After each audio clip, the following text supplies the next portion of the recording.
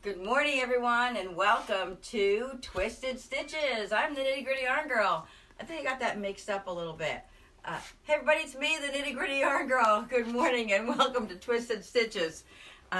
It's a sleepy morning today. You know, it's really soggy out here in Connecticut, and another soggy day. We started yesterday, the same day. It didn't get any better throughout the day. I hope you're all enjoying your morning coffee, as am I. Salud.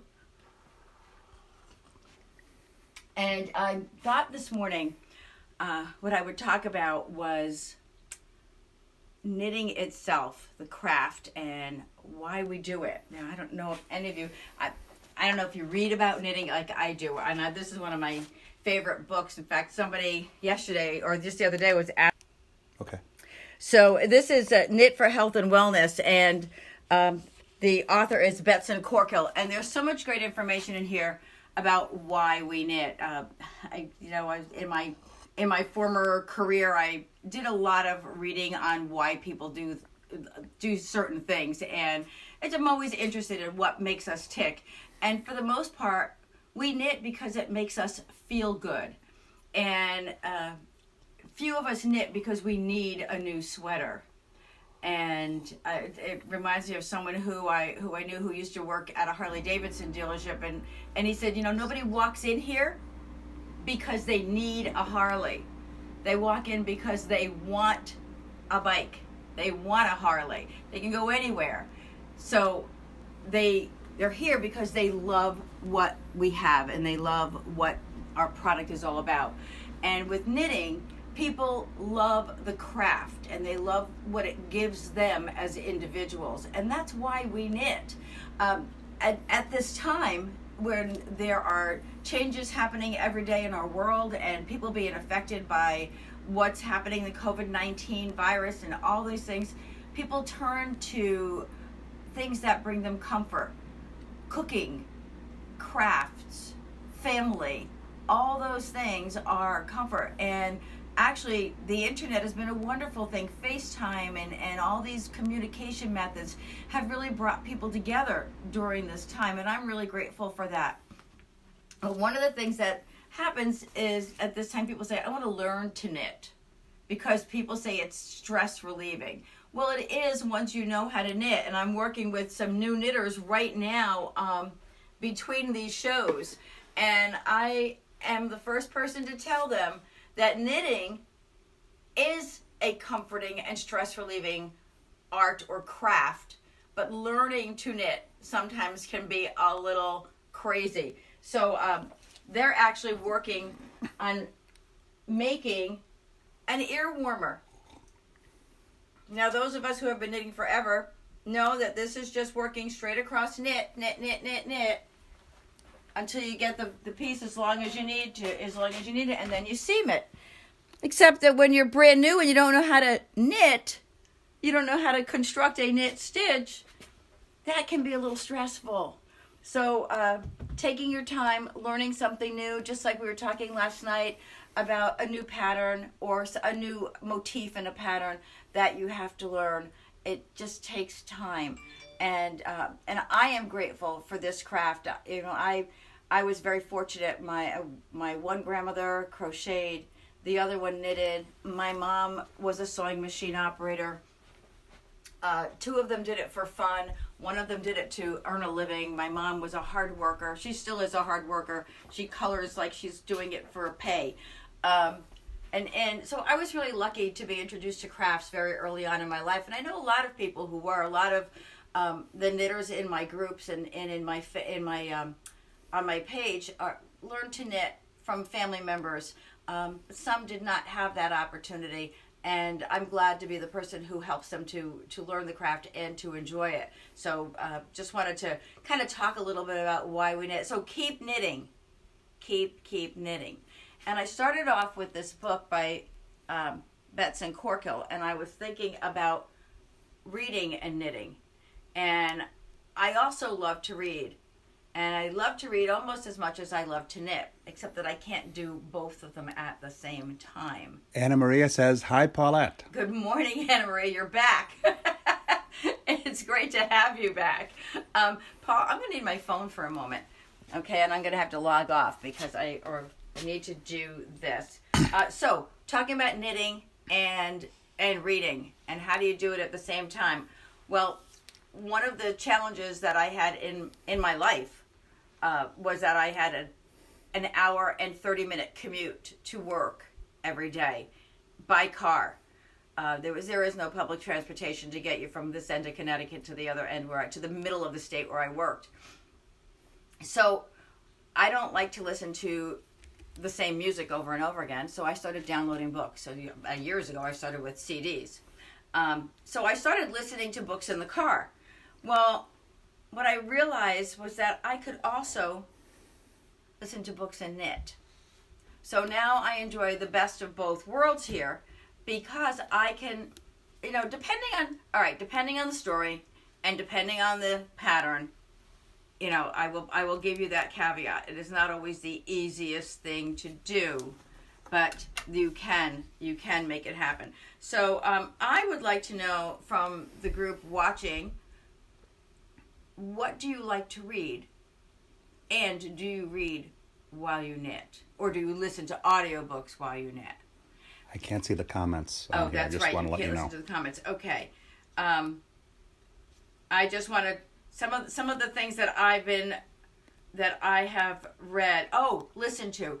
If you haven't listened to The Dutch House, it's a great story, and I say listen to because to me the narrator is as important as the story. Sometimes you've got a great story and the narrator is not one that you enjoy, and so it's kind of like putting that book down and not finishing it. The Dutch House. But guess who narrates it? Tom Hanks. And he is an amazing narrator, just as great as he is an actor. Sister of Mine, Due McKee by Stephen King. And that one was a little hard to knit any intricate pattern with, because if you know Stephen King, he's a great storyteller. The Clockmaker's Daughter. So I like mysteries, thrillers, and that sort. But there was one book that is very, very relative to the craft. Here, Paul, you can log that back on. Thank you. That if you have not read or listened to, and it's a great one to listen to while you're knitting, is why did the sign just go away? Oh no. Oh, The Knitting Circle. I knew it was an easy name and an easy title. I think it's Anne Hope. I think is her name. It's a story adapted from real situations in life, real life events, and it's a great book to read and to listen to. So what do we got for books out there? Anybody responding? Nope. No, nobody reads. They're still sleepy. They're still sleepy. They're still sleepy. That's okay. We'll get back to it later on. Maybe we'll get some comments after the show. So reading and your craft, doing them together is not impossible. It sometimes can be a little bit challenging, but if you like to read as well, don't give up that hobby, that pleasure that you have. And even if you, I have a friend who reads and knits at separate times. She does not do the audiobooks. She likes her Kindle, and that's what works for her. So just so we are not multitaskers, but we do multiple things, and we do enjoy multiple crafts. So we hear somebody who wants to come downstairs. Want me to grab them? No? Come on, Ben. Let's go, boy. Come on. Come here, buddy. He likes to be on the show with us. Anna Maria says, loved The Knitting Circle. Oh, I know. I listened to it more than once. Okay. I listened to it more than once. So, we talk about... Oops, I'm sitting. Thank you. Paula's moving some things around. Oh, I got it. Okay. So, we talked about... Is this a good height for me? We're having a little technical difficulty there. Okay, there we go. So, we talked about books and reading. And the next thing I want to talk about this morning, before we get into demonstrating any products or things here, is projects. We have our own little language in among the knitting groups. We have works in progress. We have UFOs, and we also have stash. And my husband learned what did we learn? Sable. Stash beyond all life expectancy. So. Yeah, we have lots of things. So, I want to talk about those unfinished objects. This is a great time to pull out some of those things, the things that you got a little tired of while you were working on. Maybe, just maybe, you didn't like it as much as you thought you were going to like it. And so you have this unfinished project that you say, oh, I'll get back to it at some point. But it's just sitting there. Maybe, just maybe, you want to take it and, the coffee can. My grandmother used to put her crocheting in coffee cans. You may want to take that project and do what I'm about to do, and that's just take it out and find another pattern for it. It happens sometimes. Better off to use that yarn than to let it sit there. And we know we all have stash. That doesn't mean we stop buying new yarn. It's just the way it is with knitters and crocheters. Buying yarn is its own pleasure craft. We enjoy that as well. And looking at the different yarns that come out. So those unfinished objects, this is a great time to go back to that and take inventory. We've all been doing housekeeping and house cleaning at this time. This is a good time to get to that stash and see. I saw someone had this organized so nicely. And I saw something I read recently where the husband had made a comment, oh, why do you need all that knitting? Why do you need all that yarn? And now that they're quarantined, the question is, who's crazy now? That's right. Who's crazy now? Maybe she can teach him to knit. Actually, I was creating a video for my YouTube channel the other day, actually for the new knitters, on the basic knit stitch. And Paul was videoing the segment. And he said, well, now that you put it that way, it doesn't seem so hard as it does when I watch you. And so really, it's not hard. But yes, it's... as I said, go through your stash, see what you have. First, pull out your unfinished projects, see what you want to do with them, and then when you decide which ones you want to keep, it's not the yarn, it's not the pattern, it's the yarn and the pattern. Maybe something got in your way that stopped you. Maybe I don't know. Maybe something happened in your life that you had to put your knitting down and you couldn't pick it up for a little while, and then you said, "Oh, I don't want to work on that." Well, you know what? Maybe it's time to take it out again and see what you can repurpose it for. Repurposing is a way of life today. We're making sure we use everything. So then our works in progress. I mean, we all have a few works in progress so that we don't get bored. It's like reading a few books at the same time, or like reading and knitting. We take a break from one to the other. So I wonder how many projects you have in progress at this time. And I showed you my solar flare that Ben is now laying on. Our pets are very helpful to us in our crafts. So I've got solar flare in progress. I have the origami shawl in process. I've got socks. Socks are a great project to have, like if you need to just knit and while you're waiting around, because it's real simple knitting. So those socks are in process here. Anna Maria says, that is my plan for today. Go through stash and UFOs. Yep, yeah. They're unfinished objects. Those are great. Whips and UFOs, right? Works in progress and unfinished projects. Those are the things that we find ourselves doing at this time, going through all that. So those are the two things that I wanted to chat a little bit about before we get started today. And one of the yarns that hasn't gotten a whole lot of attention while we've been on the show this weekend is Rainbow Reef. You know what I thought? What I didn't think about doing, Paul was bringing down my iPad, which I could have done. It would have helped so that we could have a few different things going at the same time. Rainbow Reef is it's an Australian superwash wool, and I recently got this one solid color in that I want to get more. I want to do more solids in it because I think it's a great contrast for that stained glass effect, and it works really nicely. Tedding says it's Sunday morning. It is Sunday morning, Ted. Good morning. How are you? I was talking before, Ted, about about this medium of communication that we're using right now to stay in touch with people and I find it's so important in any industry to actually, to not let go right now. We need to keep our people happy and make sure that we're delivering what brings them pleasure and enjoyment right now. And I don't care what industry it's in. We need to stay connected to people. So it's great to have you on the show. And I hope your daughter got her yarn, and I hope she's enjoying it. So Rainbow Beach is the yarn that we're talking about. This is a fingering weight yarn. So think night shift shawl here with this, and just reduce it down. There's a the night shift shawl, and what is it? Oh, it's called the shift. The shift cowl is a great cowl to use this yarn for.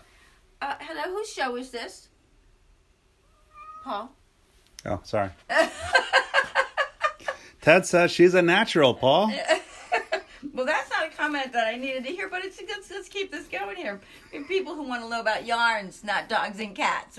Although, you know what, our pets are such a part of our lives. They just make themselves known.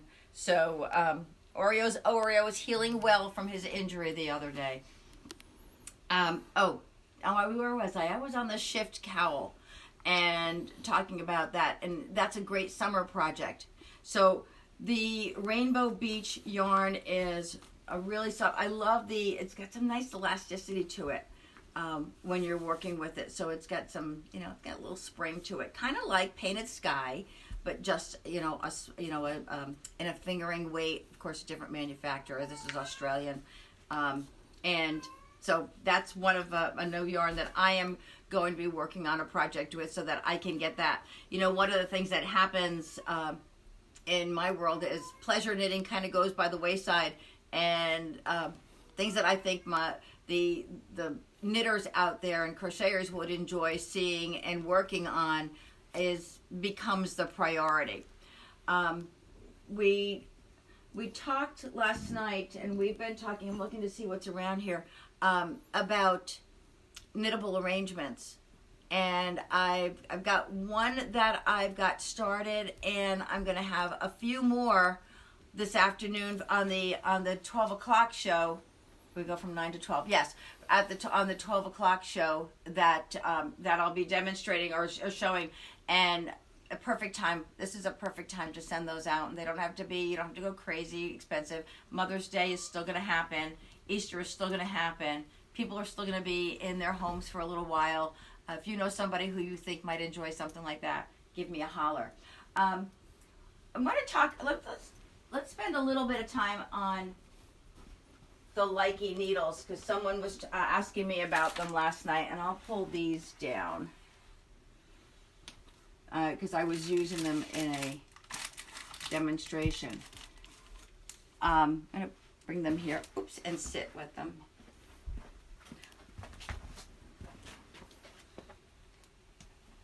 What I love about Likey needles, well, I love so many things about them, but mostly I love the way the yarn falls across the needle when you're working with it. You find sometimes with bamboo needles, they'll catch, the bamboo will catch the yarn, and that does not happen. These have a very, very smooth finish on them. And these actually are the Likey bamboos. They have a couple of different sets right now that are bamboo needles. And if you've ever used the interchangeables before, and if you haven't, what you have here is the opportunity to change the wires, so that if you're working on a project where the size of your the size of your project grows while you're working on it, you can change. You can knit onto a larger wire. So your needles just screw in to the wire. Jody Long says, those are my favorite needles. They are so lightweight and smooth, but the stitches hold on the needle. That's what I love about them, Jody. They really do hold on the needle. Yep, I can't seem to open up the rest of the message here. Okay, well, we will certainly find what else Jody had to say about these needles. Um, so, okay. Sorry, the joints are awesome too. Well, yeah. Okay, perfect. I've had needles, interchangeable needles where the joints don't hold, and also they have some clickable needles where you click the needle into the wire, and I find myself losing the wire. All of a sudden my stitches are on the wire and my needle is off here somewhere by itself, and which is a point that I'd like to bring up to folks who do have interchangeable needles. This little device that comes with your needles is important. It's like when you buy the IKEA furniture and the Allen wrench comes with it. You need the Allen wrench. This is your little Allen wrench here with your Likey needles and your interchangeable needles. You take this wrench and you put it into that little hole right there. You see how it goes all the way through? And then you just give it a little tighten so that your needles don't loosen while you're working. At the recent retreat in Mystic, we had wonderful folks who drove up from Virginia to Connecticut for the retreat, and Carolyn thought she needed to get a new set of needles, and she was kind of excited to buy a new set of needles because her interchangeable needles were not working, and she told me what happens. And I said, you don't need new needles, Carolyn. All you need to do is use that cute little thing and just give them a little snug tighten, and you are good to go. You're ready to cast on your stitches. So many people ask, can I use circular needles if I'm not knitting in the round? You absolutely can use circular needles if you're not knitting in the round. As a matter of fact, I got to thank my longtime friend Jan Forty, who when we first met, I was still using straight needles, and she said, "Why are you using those things?" It's like, I don't know, because that's how I learned. And I also thought that circular needles were for knitting in the round. Well, maybe they were. I don't know why they invented them or why they created them, but I will tell you that it's so nice when you're working on something like this and you have all this bulk and it's on a wire, not hanging off the end of your needle. And so when I'm working, my needle point, my needle tip, I have these on a holder because I was using it for demonstration, but I'm working here and all this weight is on the other end, and I've got the freedom of this other needle here without having that long wooden stem. So if you haven't tried circular needles for all your knitting, why don't you give it a try? And it's a great little thing to add to your variety of accessories in knitting, because our accessories are as important as our yarn, as a matter of fact. And people ask me oftentimes about acrylic fibers, man-made fibers versus natural fibers. And I think there's a place for everything, and everyone is different. I think it's what you like, and oftentimes people are concerned that man-made fibers are going to be more expensive. Well, they might be a little more expensive, but the durability and the stability of the project, I think you're going to find is going to give you a lot more pleasure than you thought. When you it's not cost sometimes as much as it is value. You may pay a little more in the beginning, but you'll certainly enjoy the project and enjoy the finished piece at the end. So whatever works best for you is what I tell people all the time. If you want an acrylic or a man-made fiber, I will do what I can to find that for you. It's all depends on what you like. Some people like merino wool. Some like alpaca. Let me just walk over here for a moment, Paul, if I may. This is it. If you look at the Hario Fine by Juniper Moon Farms, this is a 75% alpaca, and then 25% polyamide. So does that considered a wool? Sure, it's an animal fiber. Then you come over to the Rainbow Beach, which is also a wool. This is an Australian. So this is the superwash wool, And this, so if you look at one and you feel them, they feel so differently than each other. And so that's important. And they're going to work up differently. You can see the little fiber hairs on there. We call that a halo when we're working. And this is much more, this has more drape to it. It's going to fall and actually, as one spinner said to me, it's going to grow as you wear it. Some of the, like alpaca is very drapey. And by the way, we have a great alpaca farm not too far from here in Bosra, Connecticut, called Six Pack Farm.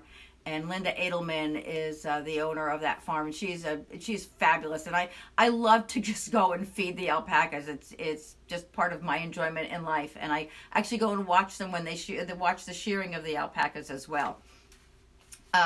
So anyway, different fibers, different yarns, different weights. They all matter. Knitters will come and say, I want to make a hat. I have this pattern. I want to make this hat. Can I use this yarn? Well, first of all, the pattern calls for super bulky, and you're looking at a fingering weight yarn. But I love this yarn. Okay, fine, then let's find the right pattern for that yarn. And so take the time to consult. And I think it's really important that I take that time with people and consult with them. What is it you're looking to accomplish? Tell me what you want to do, and I can help you find the best project for your desire. Because it's really about you walk into my yarn shop or walk into my bus, and you're there because you want to have a new project. And if I can help you to find what you're looking for, then we've both had a great day. So that was just a little bit about different fibers and how they work. And are there any questions on there that I can answer at the moment? Comments, questions, thoughts?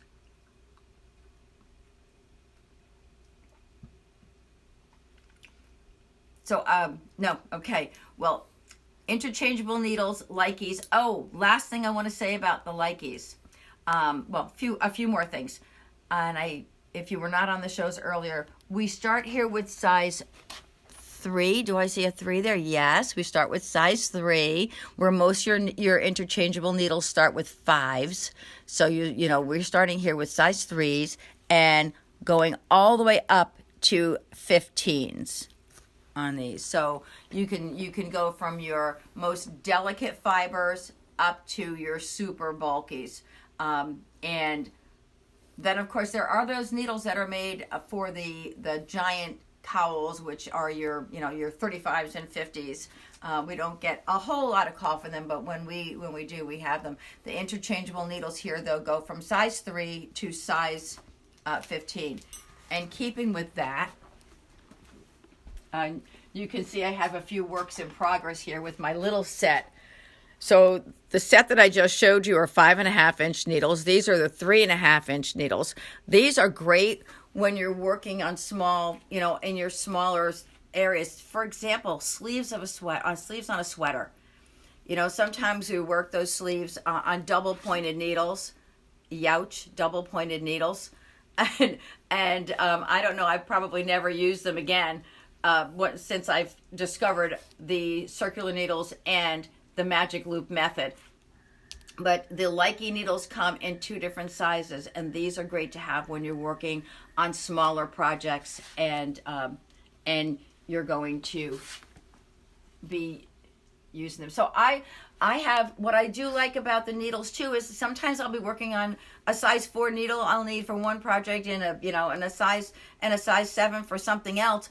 And if I need more wires, I can get more wires. But I have my needles, and I don't have to have that batch of needles that I still have, and I do still turn to. Don't get me wrong, but having my sets are great, and the Leike needles are fabulous. So we are coming to the end of our first show for Sunday. I want to thank you all for being here this morning. It's been an amazing time spent with all of you. Thank you for your comments. Thanks for tuning in. Thank you for sharing before you even do, because I know you will. I've seen so many new names and faces on Facebook that I know that is because of all of you liking the show and sharing it with your friends. So thank you so much for doing that. We will see you here at noon. And be sure to go to nittygrittyyarngirl.com and take a peek at what we've got there. See you soon.